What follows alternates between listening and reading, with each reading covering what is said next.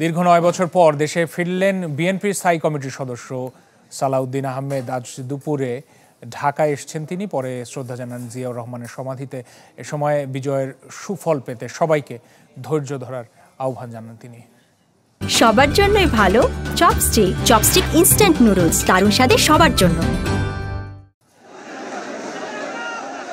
৯ বছর পর দেশের মাটিতে বিএনপি নেতা সালাউদ্দিন আহমেদ।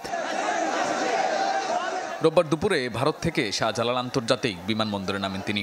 এ সময় কয়েক হাজার নেতাকর্মী তাকে উষ্ণ অভ্যর্থনা জানায়। পরে রাজধানীর চন্দ্রিমা উদ্যানে দলের প্রতিষ্ঠাতা জিয়াউর রহমানের সমাধিতে শ্রদ্ধা জানান সালাউদ্দিন। এ সময় বিজয়ের সুফল পেতে সবাইকে ধৈর্য ধারণ করার আহ্বান জানান তিনি। আমি সর্বস্তরের জনগণকে আহ্বান জানাবো, আপনারা ধৈর্য ধরুন, আপনারা শৃঙ্খলা ফিরিয়ে আনুন এবং এই দেশে যে একটি একবিংশ শতাব্দীর পৃথিবীতে একটা নজিরবিহীন ছাত্র জনতার বিপ্লব হয়েছে, সেই বিপ্লবকে পৃথিবীর সামনে দেখিয়ে দিতে হবে। এই রক্তাক্ত বিপ্লবের মধ্য দিয়ে এই রক্তস্নাত বাংলাদেশকে আমরা প্রকৃত একটি গণতান্ত্রিক এবং আইনের শাসনের রাষ্ট্র বানাতে পেরেছি।